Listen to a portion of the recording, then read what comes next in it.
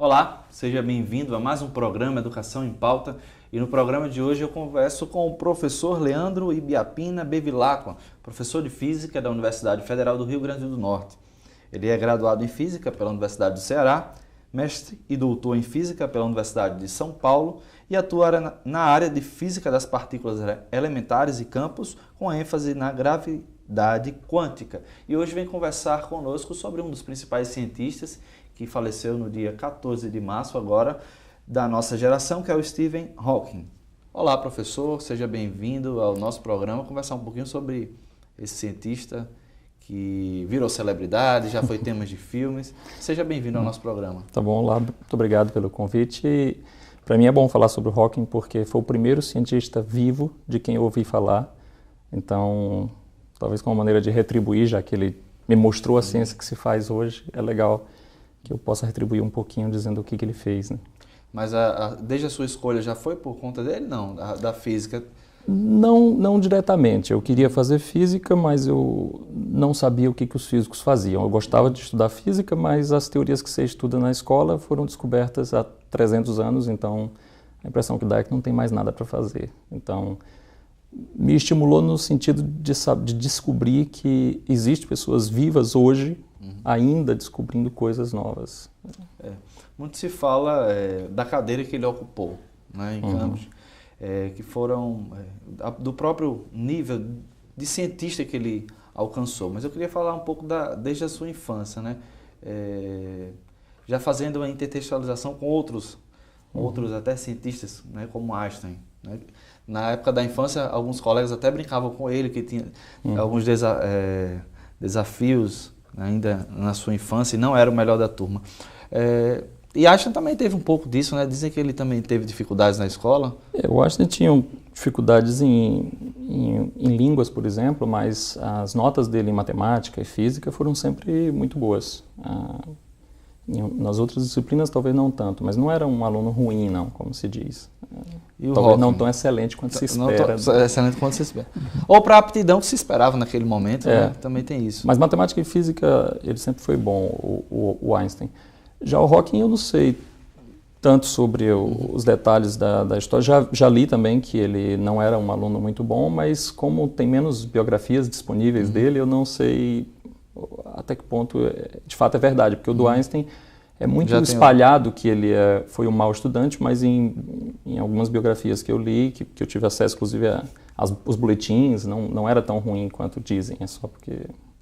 Em relação à própria... Ele está falando um pouco da memória dele, né? Obviamente, antes de chegar nas suas descobertas científicas, mas dizem que de 300 em 300 anos nasce um novo físico. Como isso é meio do imaginário coletivo, né? Ou é realmente de fato? Porque, assim, quando ele nasceu, foi em 42, foi mais ou menos o aniversário de 300 anos depois de Galileu, né? E aí, quando ele morreu no último dia 14 de março... foi o aniversário de nascimento do Einstein. Quer dizer, o mundo tem uma teoria da conspiração aí, como é que isso acontece? Bom, a ciência é muito nova, né? Então o Galileu foi praticamente o primeiro cientista novo, então, dessa nova ciência. Então não deu tempo ainda não tem dados suficientes, mas ele nasceu exatamente 300 anos após a morte do Galileu. E o curioso é que o Newton nasceu no mesmo ano da morte do Galileu. O Newton nasceu em 1642 também. Então, quer dizer, mais um dado aí. Mais um número, para quem gosta de números, né? Quer dizer, tem 300 anos só. Então... de fato, ele é um cientista que virou celebridade, talvez por conta da sua limitação. Mas a pergunta que eu faço...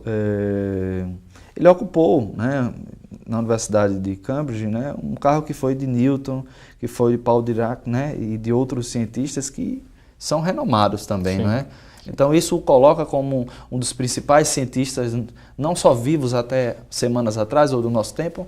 Sim, certamente. Não, a condição dele certamente teve um apelo para o público em geral, que vê também uma história de superação e tal.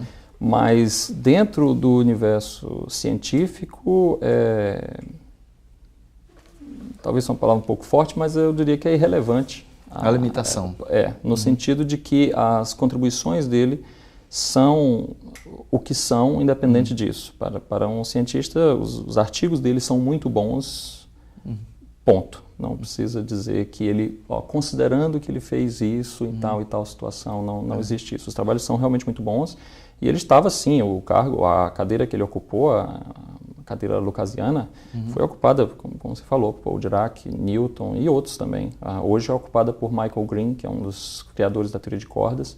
Então é um cargo de prestígio, a Universidade de Cambridge também, que certamente não ia fazer isso por ele só por causa da condição. Do mesmo jeito que o Nobel não o premiou por um ou outro motivo. Simplesmente porque nos critérios do Nobel, o que ele fez não qualifica e por isso não deram. Isso quer dizer, obviamente, que não estamos levando em consideração os desafios, né? Exatamente. Ele não recebeu nenhum prêmio só porque venceu as barreiras físicas ou motoras. Mas claro que é impressionante, é inspirador, etc. Mas o que eu acho interessante deixar claro é que ele seria tudo o que ele é, pelo menos cientificamente falando, se qualquer que fosse independente de... O senhor acha que as pesquisas dele, eu acho que foi no doutorado, já que começou a ter esses problemas, né? Esses problemas físicos que foi identificado, né? Inclusive na universidade. Essas teorias já veio antes desse problema, né? Do ELA? Ou será que nesse momento de aprisionamento do físico foi onde a mente realmente elucidou, criou essas teorias? A gente poderia dizer isso ou não? Não sei.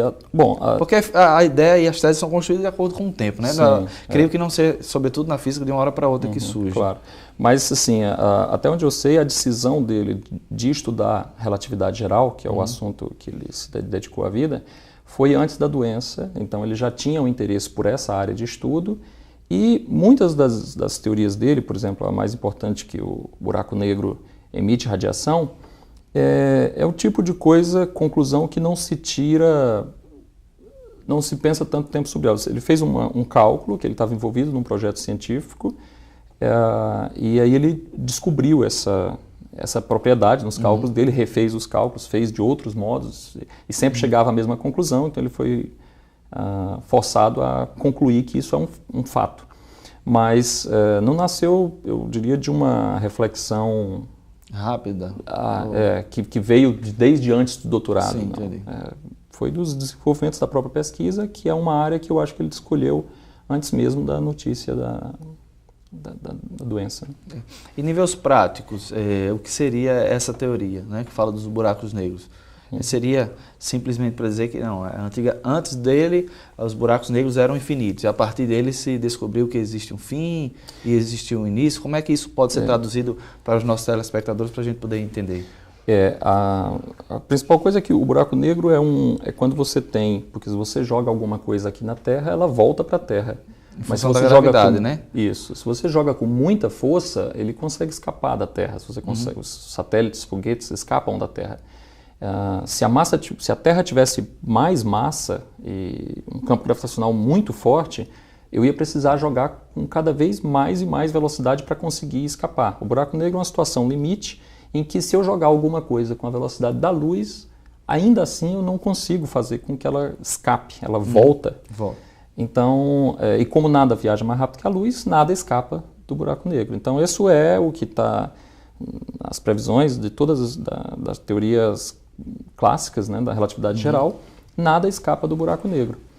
E o que o Hawking fez, o que ele fez foi tentar usar algumas propriedades da física quântica, porque não se tem ainda definitivamente uma teoria da gravitação quântica, as pessoas estão desenvolvendo ainda, mas ele usou alguns pontos e fez uma teoria semiclássica, um pouco da clássica com alguns princípios da quântica, e ele chegou a esse resultado curioso de que é como se o buraco negro tivesse uma temperatura.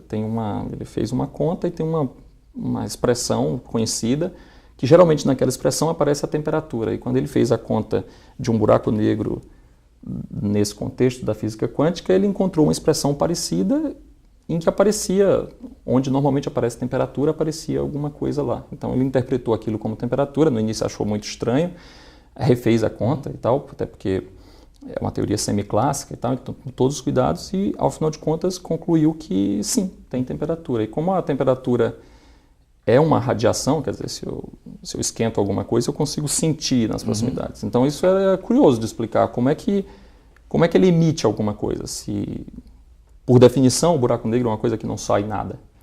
Então a explicação para isso é que você precisa de uma modificação na teoria da relatividade. A teoria da relatividade precisa ser modificada para encaixar a mecânica quântica e quando isso for feito, quando se tiver uma teoria da gravidade quântica, a radiação Hawking é uma das características dessa teoria. Ele é unânime na física, porque a gente sabe que ciência sempre tem aquelas pessoas que vão realmente testar cálculos, né? Claro. Algumas reproduções que não são possíveis, através do cálculo, como é que a ciência, a física vê isso, né? Ele é unânime ou você tem uma crítica forte a ele? Porque no imaginário popular, do senso comum, ele é uma figura muito conhecida, né? Sim, certamente.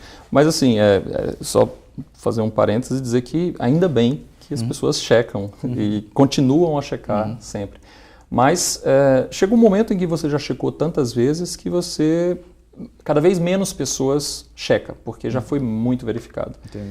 Então, a radiação Hawking, por exemplo, é uma dessas coisas que, como eu falei, não qualifica para ganhar um Nobel porque não foi experimentalmente observado, que é uma coisa muito difícil de fazer, porque você, quer dizer, onde você vai achar um buraco negro? Ou reproduzir um buraco negro, né? Como é que a gente... no laboratório. Embora seja difícil de provar experimentalmente, teoricamente, tem umas evidências teóricas. O que é uma evidência teórica? É quando você faz a conta por um caminho e chega a um resultado. Se você faz a conta por outro caminho, você chega ao mesmo resultado. Então é como se você verificasse, mas não reproduzindo a conta, conferindo a conta. Você, às vezes, faz por um caminho completamente diferente, partindo de princípios completamente diferentes, o direcionamento ponto de partida diferente, e você continua chegando na mesma conclusão. Então, nesse sentido, ela é muito verificada. Ela é consistente com absolutamente tudo que tem. Então, eu diria que a radiação Hawking é uma unanimidade. Assim, pode ter alguém que ainda acredite que não, mas na maioria dos casos as pessoas consideram que a radiação Hawking certamente é uma característica da gravidade quântica. E eu vou querer saber em que isso repercute na nossa vida, né, na nossa origem. Depois do intervalo, você não sai daí, a gente volta já já com o segundo bloco do programa Educação em Pauta. Até lá!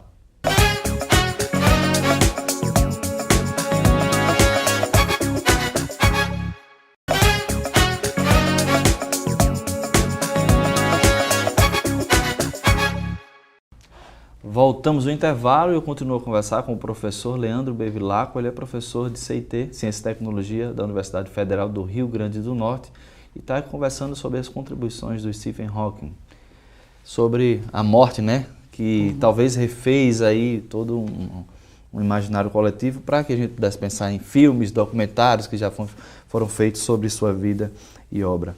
Professor, ainda sobre a radiação Hawking, né? Muito importante para a vida cotidiana, para pensar em quê? Na origem do universo? Ou teria outras teorias que a gente poderia pensar nisso?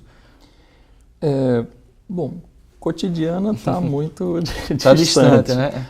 Mas certamente para a nossa compreensão da natureza. Afinal de contas, você tem uma teoria que é a teoria da relatividade geral, que descreve o universo muito bem, é uma teoria clássica. E você tem a mecânica quântica, que é uma teoria com propriedades bem diferentes. E, inclusive, a mecânica quântica questiona muitas das coisas que a gente pensa sobre a realidade.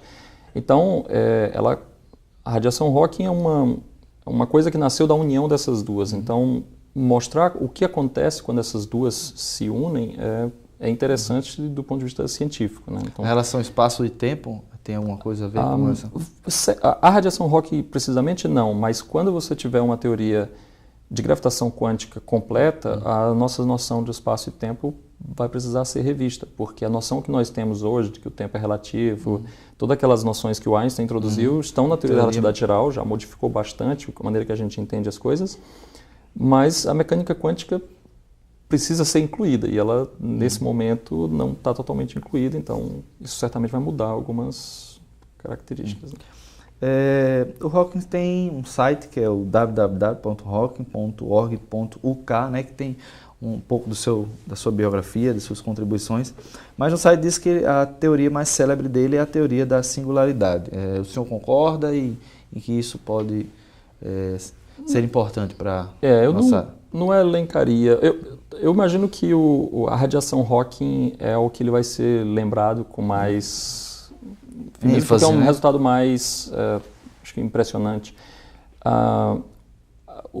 Entretanto, os teoremas dele de singularidade, como são teoremas matemáticos, totalmente baseados na teoria da relatividade geral, que é uma teoria bem estabelecida, muito bem conhecida, então é um resultado muito mais sólido, embora seja um resultado matemático. O que ele efetivamente mostrou é que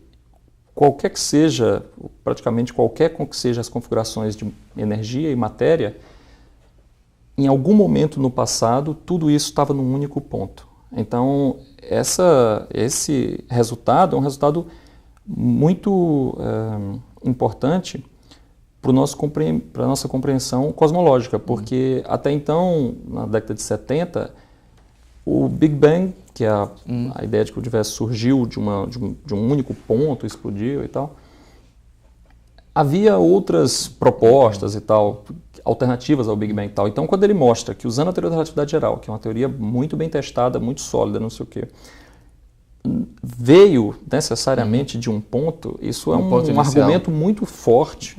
Porque até então do ponto de vista teórico, a própria teoria, né, do Big Bang era uma teoria talvez muito conhecida, muito aceita, mas não era também, né, tão unânime nesse sentido, né? A explicação não era unânime, mas assim, só que muitas coisas que se falava sobre o Big Bang eram coisas experimentais, as pessoas tinham evidências experimentais que o universo estava se expandindo, tinham evidências experimentais de outras coisas.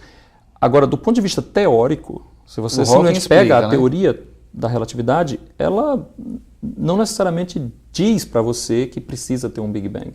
E o que o Hawking mostrou que ela diz sim, se você desenvolver aquela teoria e tirar as conclusões dela, uma das conclusões dela é que sim, deve ter havido um ponto de infinita concentração de energia no passado.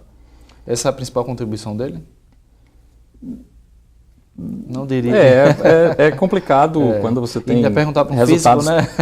São resultados... Se é tudo importante. Né? Não sei. Como eu falei, a radiação Hawking, apesar de ser mais questionável, ela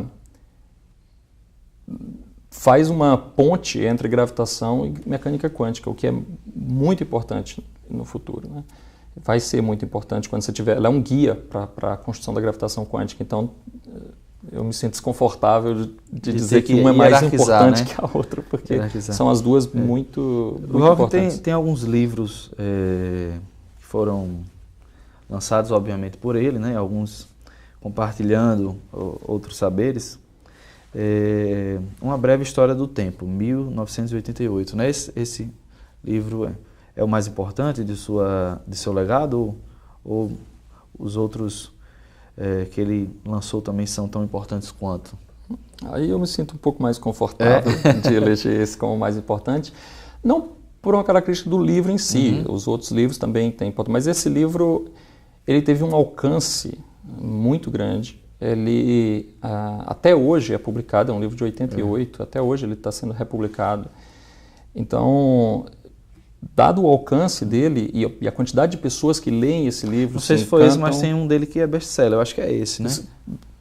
Vários livros dele venderam bastante, aquele Universo numa Casca de Nós vendeu bastante também, mas eu acho que 2001, nenhum como esse. Esse realmente colocou ele no cenário do público leigo, né?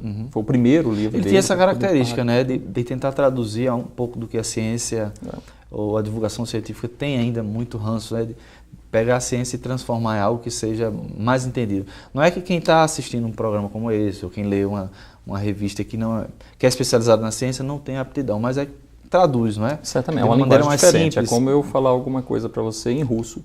Se você não conhecer o russo, expressões muito técnicas também, né? Isso, se eu falar em russo, não tem nada a ver com a sua capacidade, simplesmente você não conhece a linguagem. E a linguagem da ciência é a matemática. Se você não aprendeu essa linguagem, a comunicação fica complicada. Inclusive tem um filme, 2014, né, recente, A Teoria de Tudo, baseado em um dos seus livros, de 2002, que é A Teoria de Tudo, A Origem. Também é outro grande trabalho. Bom, esse livro, na verdade, o Teoria de Tudo, foi escrito pela mulher dele, acho que é Jane Hawking, então não é um livro dele, né? É um romance, né? Na verdade, o que então ela fez... foca na vida dele, quer dizer, não foi escrito por ele, então... o que ele escreveu sobre a própria vida dele é um que chama Minha Breve História, que é um livrinho fininho e tal. Mas ele 2013, tendia a preferir que falasse do trabalho científico. Eu li que... tem um documentário sobre ele no início da década de 90, que foi logo depois da Breve História do Tempo, que ele insistiu para que o programa fosse sobre o trabalho dele, não sobre a vida dele. Mas os produtores, devido à fama do livro e tal, e a própria condição dele, que desperta curiosidade e tal, os produtores acabaram levando um pouco para o comentário sobre a vida dele, como foi a infância e tal. E muitos anos depois teve um outro documentário e dessa vez ele insistiu e conseguiu impor que, olha, quero que foque no meu trabalho. Então, porque talvez esse processo de vitimização pela condição dele, né, e também a superação de barreiras, obviamente a gente já falou, não foi o que o elevou como cientista. Mas, para um apelo popular, foi o que levou a produzir um filme, e de um modo geral, matérias e matérias, né? E de um modo geral, eu diria, eu até separaria da condição dele devido à doença, porque eu diria que a maioria dos cientistas preferia que se falasse sobre o trabalho dele, né? Quer dizer, independente de como é a sua vida, as pessoas, olha, esse é o meu trabalho, é disso que eu me orgulho. Foi isso que eu apostei, né, como uma experiência de vida. Mas é até curioso como uma das suas filhas, a Lucy, né, ele escreveu também, ela jornalista também, no caso, escreveu alguns livros infantis. Eu não sei se o professor teve acesso, mas George e o Segredo do Universo, George e a Caça ao Tesouro Cósmico e também George e o Código Secreto do Universo. É mais uma tentativa de traduzir isso também para as crianças? Sim, é uma... Mas eles falam da própria teoria dele, né? Olha, eu não vi o livro, então não sei o que é falado lá não, mas eu sei da existência desse livro e, assim, acho louvável que se tente mais ainda despertar mais cedo, quer dizer, obviamente a Breve História do Tempo desperta muita gente para a ciência, pessoas que estão no ensino médio, que leem aquele livro, ficam encantados, podem fazer física, querer ir para a vida de pesquisa, mas certamente uma criança de 5 anos não, né? E esse tipo de trabalho pode levar uma criança de 5 anos a se perguntar sobre coisas, até mesmo as coisas mais bobas, sei lá. Às vezes até dizer que o Sol é muito maior do que a Terra é uma coisa surpreendente para a criança. Para a criança, né? Sobretudo é o imaginário. Eu acho que a teoria dele trabalha muito com o imaginário, né? Talvez por isso que ele fala muito esse imaginário infantil. O Hawkins tem várias frases, não sei se o senhor já teve acesso também, mas sobretudo em Morte a gente tem muito... compartilham, né? Citações. Não sei se... tem algumas que falam, como essa daqui, a definição de simples foram atualizadas. Meu objetivo é simples, é a compreensão completa do universo, porque ele é assim, porque existe uma maneira geral. Simplificar o tão complexo, mas a tentativa de dar conta do mundo, foi isso que ele tentou fazer? O senhor concorda com isso ou não? Parece uma frase dele, é uma coisa que eu imagino ele dizendo. Ele dizendo, né? Tem outras frases, Deus e buracos negros. Considerando que os buracos negros sugerem que Deus não apenas joga dados, ele às vezes confunde jogando-os onde ninguém consegue ver, né? Essa eu atesto que é dele, porque essa daí eu acho que está na Breve História do Tempo. Que o Einstein tinha essa história do dado, porque como a mecânica quântica ela trabalha com probabilidades, o Einstein ficava incomodadíssimo com isso, porque ele achava que um evento é determinado pelas equações da física e não por probabilidades. Então ele Einstein brincando disse, eu não acredito que Deus fica jogando dados para decidir o que vai acontecer no mundo. E o Hawking provocativamente disse, ele não só joga dados, como ele esconde os dados da gente, porque algumas vezes, como ele nos trabalhos dele mostraram, se você entra no buraco negro, você não tem mais acesso, pelo menos classicamente, a essa informação. Né? Então, quer dizer, talvez os dados estejam dentro do buraco negro e você não tem acesso.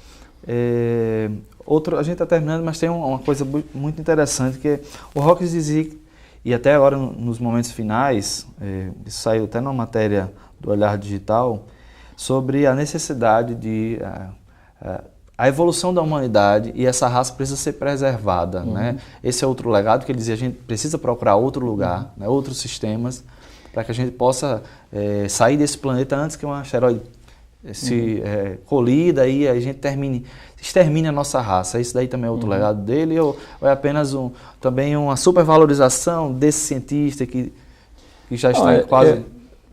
Certamente, eu acho que é uma opinião dele, numa área na qual ele não é uma autoridade, digamos, científica, mas certamente é uma opinião válida e importante. A gente tem que se preocupar sobre isso. É uma opinião expressa por outras pessoas. Carl Sagan teve essa preocupação e outros grandes tiveram essa preocupação.